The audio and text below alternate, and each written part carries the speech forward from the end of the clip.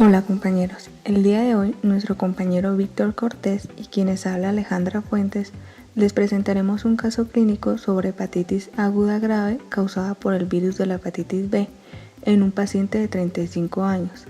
Pertenecemos al programa de bacteriología y laboratorio clínico de la Facultad de Salud de la Universidad de Pamplona. En la presentación del caso clínico tenemos a un varón de 35 años de edad originario de Sandoná, Nariño. Como antecedentes, él refiere el consumo de alcohol en los últimos 8 meses y mantiene relaciones sexuales frecuentes sin protección con personas del mismo sexo. En su historia clínica, revela que aproximadamente un año el paciente fue tratado en esta misma institución en la unidad de rehabilitación por el consumo de drogas intravenosas y alcohol, pero niega el consumo de algún tipo de fármaco. Él acude al servicio de urgencias del Hospital Departamental de Nariño en marzo del 2019 por presentar un cuadro clínico de diarrea, fiebre, vómitos, sensación de picazón acompañado de pérdida de apetito e intolerancia oral de 12 días de evolución. El médico le realiza exploración física y encuentra que el paciente presenta ictericia escleral acompañado de dolor abdominal con predominio en hipocondrio derecho a la palpación. Procede a tomarle los signos vitales, encontrando la tensión arterial 140-80 milímetros de mercurio, temperatura de 38 grados centígrados, frecuencia cardíaca 110 latidos por minuto, frecuencia respiratoria 18 revoluciones por minuto y el resto del examen físico fue normal. Luego de esto, el paciente es derivado al área de observación del servicio de urgencias para valorar la progresiva evolución del cuadro clínico, con un diagnóstico presuntivo de una enfermedad de transmisión sexual, hígado graso por consumo de alcohol, colestasis o una posible hepatitis por descartar su etiología.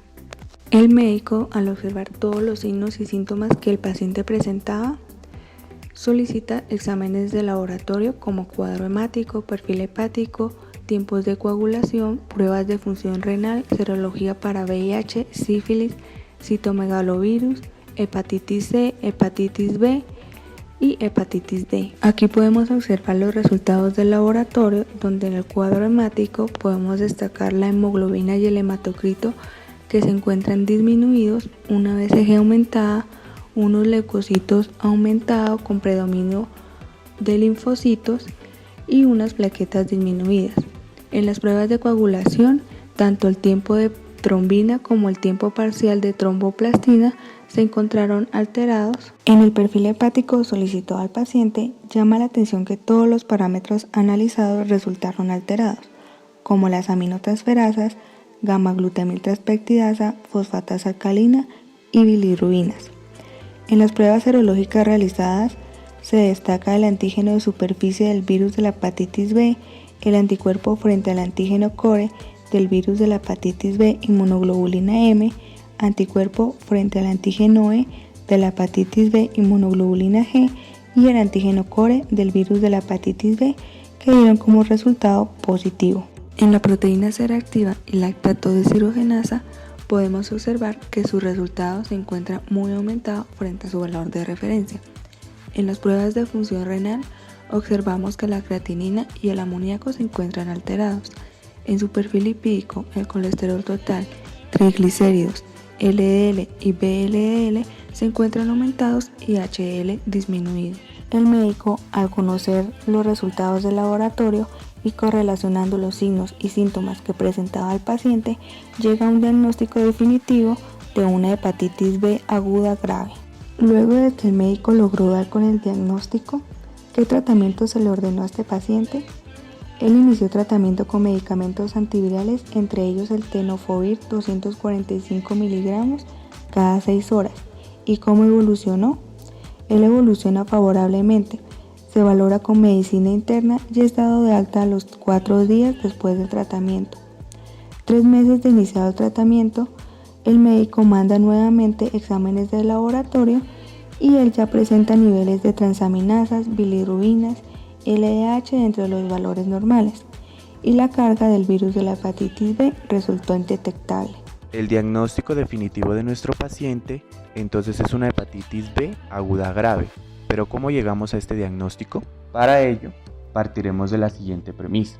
El paciente fue derivado a la unidad de observación para su valoración con el diagnóstico presuntivo de una enfermedad de transmisión sexual, un hígado graso por consumo de alcohol, una colestasis y una hepatitis por descartar etiología. ¿Y por qué pensar en una enfermedad de transmisión sexual?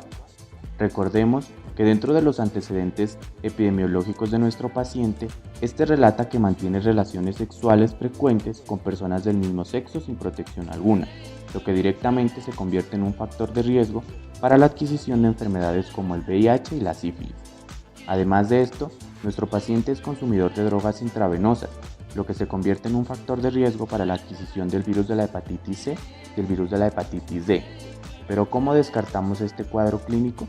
Para ello, solicitamos al laboratorio la medición de anticuerpos frente al virus de la inmunodeficiencia 1 y 2, que resultó negativo, una prueba no treponémica VDRL para sífilis, que resultó no reactiva, anticuerpos frente al virus de la hepatitis C con un resultado negativo y anticuerpos frente al virus de la hepatitis D negativo, descartando así que el paciente esté cursando con una enfermedad de transmisión sexual. ¿Podríamos sospechar que nuestro paciente esté cursando con un hígado graso por consumo de alcohol? La respuesta es sí. Recordemos que el consumo excesivo de alcohol puede originar daños a nivel del hígado. Posterior a este daño, se puede dar la acumulación de lípidos y grasas. Recordemos que dentro de los antecedentes epidemiológicos importantes de nuestro paciente, encontramos que él fue rehabilitado por consumo de alcohol y que durante 8 meses en la actualidad ha consumido alcohol. Pero ¿cómo podemos descartar este cuadro clínico?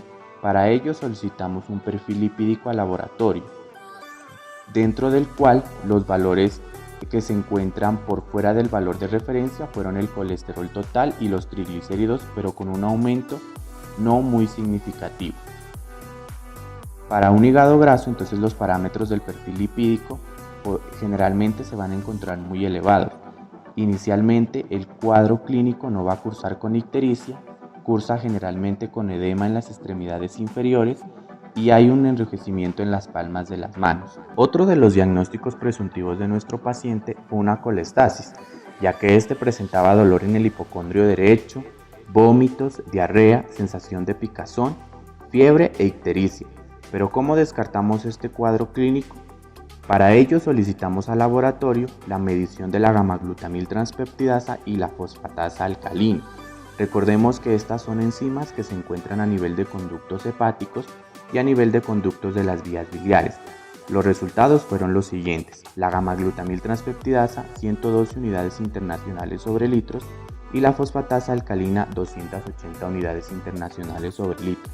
Podemos observar que hay un ligero incremento en comparación al valor de referencia, pero en una colestasis los marcadores específicos, como son la gamma-glutamil transpeptidasa y la fosfatasa alcalina, los vamos a encontrar mucho más elevados, lo que de alguna manera nos ayudan a descartar esta colestasis. Y también podríamos sospechar de una hepatitis de tipo viral o alcohólica.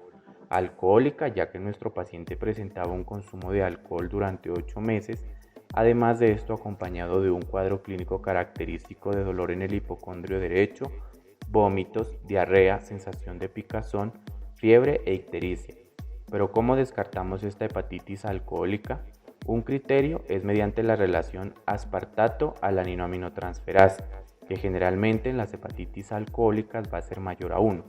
En el caso de nuestro paciente, la relación aspartato-alaninoaminotransferasa fue de 0,72. Además de esto, las pruebas serológicas fueron positivas para el virus de la hepatitis B y generalmente el recuento diferencial de leucocitos se encuentra dentro de los rangos normales en una hepatitis alcohólica. ¿Y cómo se correlaciona una hepatitis viral? Nuestro paciente presenta un cuadro característico clínico de dolor en el hipocondrio derecho, acompañado de vómitos, diarrea, sensación de picazón, fiebre e ictericia.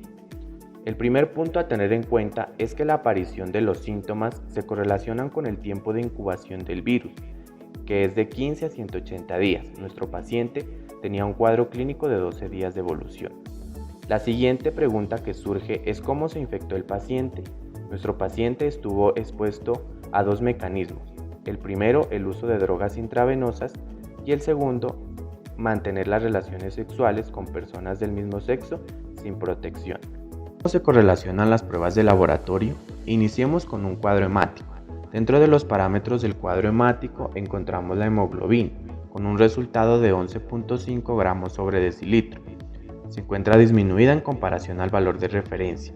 ¿A qué atribuimos esa disminución?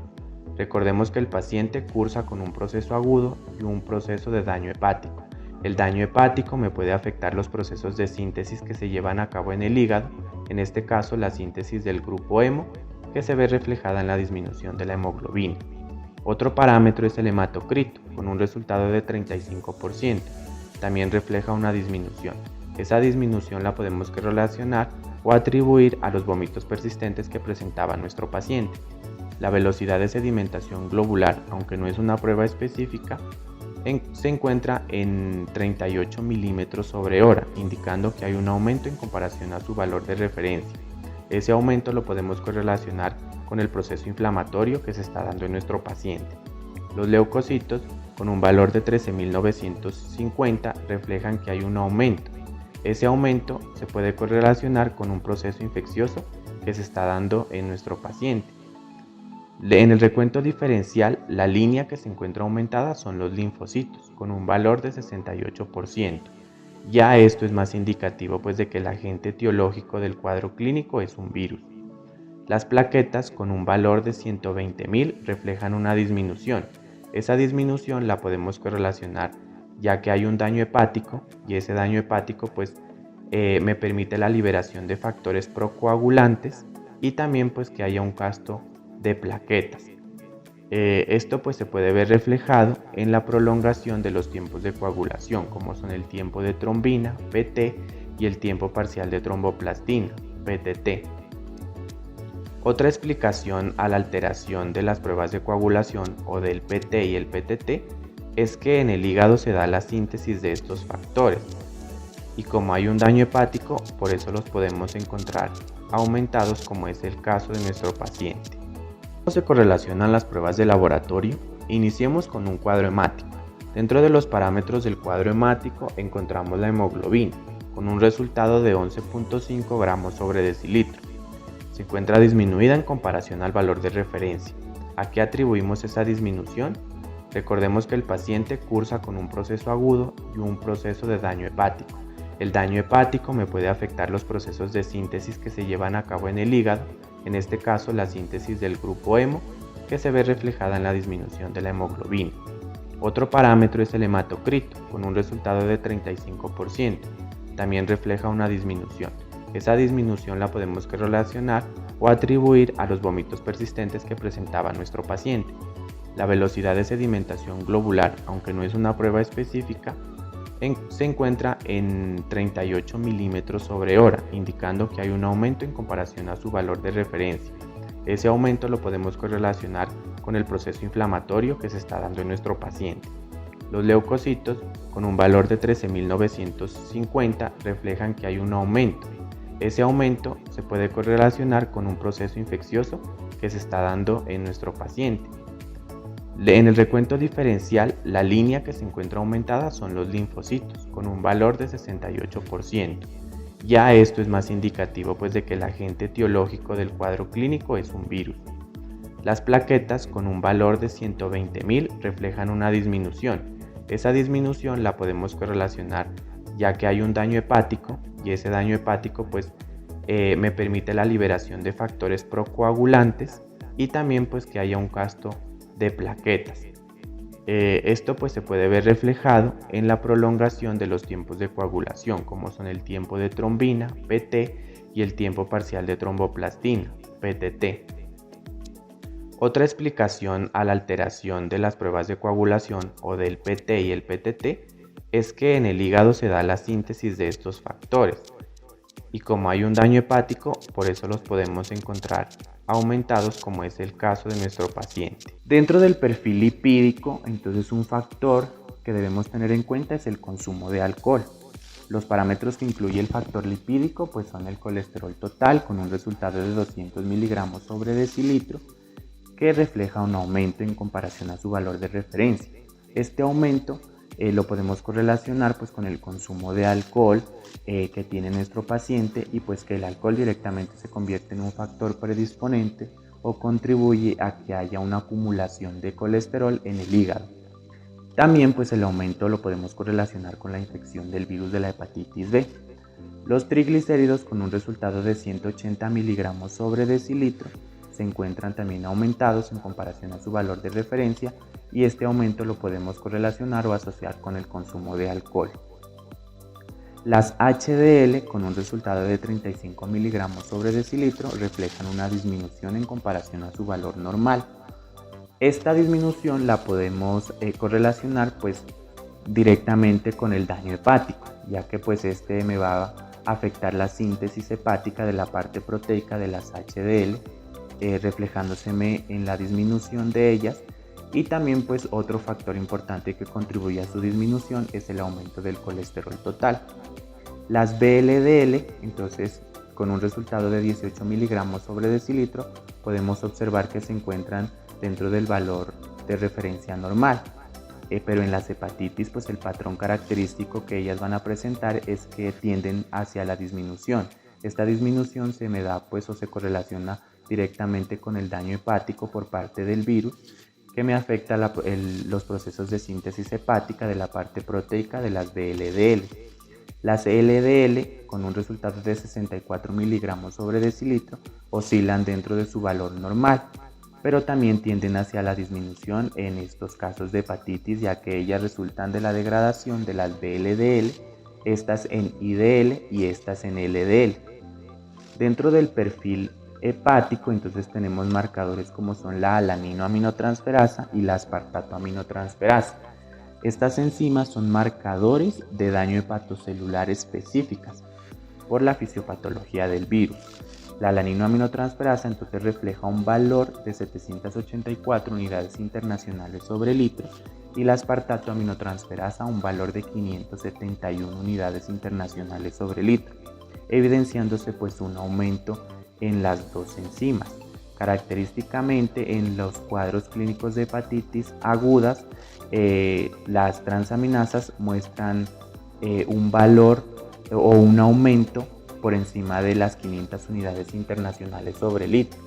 Entonces este aumento de las transaminasas está dado puesto que el virus de la hepatitis B, al ser un virus hepatotrofo o tener afinidad por los hepatocitos, llega pues acá a los hepatocitos, se internaliza o es internalizado en los hepatocitos.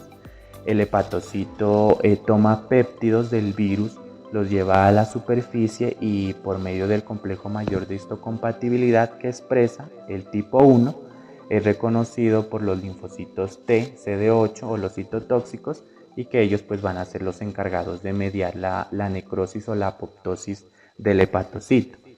Entonces son estos linfocitos T, CD8 o citotóxicos pues los que me van a mediar la respuesta inmunológica, y también la activación de interleuquinas como la interleuquina 4, la interleuquina 6, el factor de necrosis tumoral que se me suma o me exacerba el daño de los hepatocitos o la muerte de los hepatocitos, y los interferones pues que van a ser los encargados de producirme la fiebre que presentaba el paciente. Otro parámetro es la gamma-glutamil-transpeptidasa con un resultado de 112 unidades internacionales sobre litros, y la fosfatasa alcalina con un resultado de 280 unidades internacionales sobre litro. Las dos pues muestran un aumento leve en comparación al valor de referencia. Estas dos enzimas entonces son marcadores de obstrucción de conductos. La correlación del aumento de estas dos enzimas se debe pues a que al haber una quimiotaxis exacerbada en el hígado de respuesta inmunológica, entonces se me van a obstruir los conductos hepáticos, pues reflejándose en el aumento de estas dos enzimas. Otro parámetro es la bilirrubina total y la bilirrubina directa. Entonces el aumento de la bilirrubina total con un resultado de 6.5 miligramos sobre decilitros podría explicarse pues porque hay una obstrucción de los conductos hepáticos debido al daño de los hepatocitos y la quimiotaxis de la respuesta inmune que se está dando en el hígado.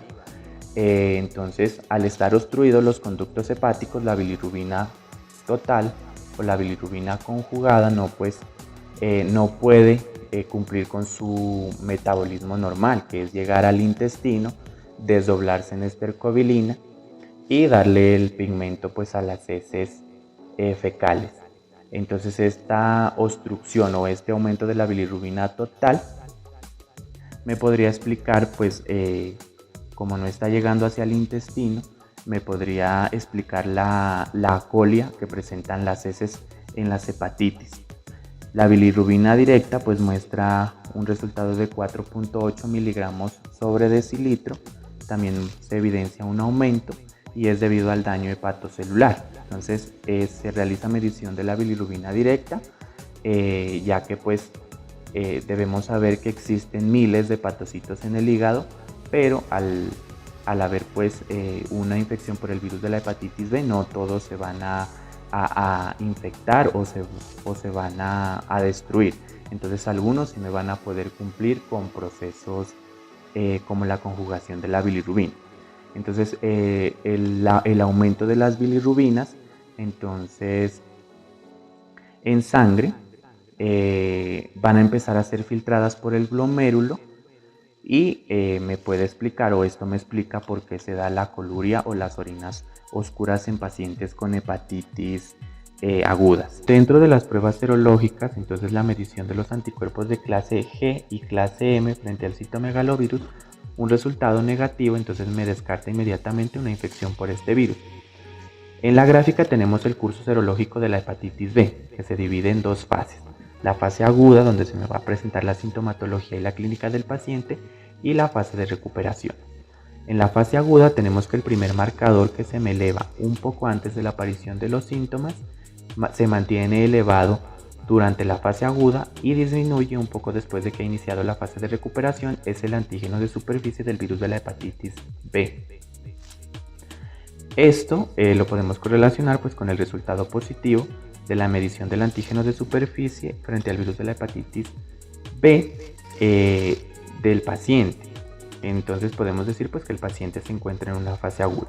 Inmediatamente luego de la disminución del antígeno de superficie del virus de la hepatitis B, este evoca una respuesta inmunológica que se ve reflejada en la aparición de los anticuerpos totales frente al antígeno del virus de la hepatitis B. En el caso, los anticuerpos totales frente al antígeno de superficie del virus de la hepatitis B fue negativo, lo que me ayudaría a confirmar que el paciente se encuentra en una fase aguda. Otro marcador importante es el antígeno E o el antígeno de replicación.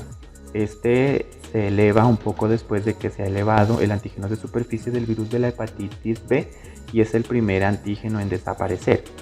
Su disminución directamente o inmediatamente, la disminución del antígeno de replicación, pues me evoca en una respuesta inmunológica, viéndoseme reflejada pues en la aparición de los anticuerpos de clase G frente al antígeno de replicación del virus de la hepatitis E, como pues observamos el patrón que presentó el paciente.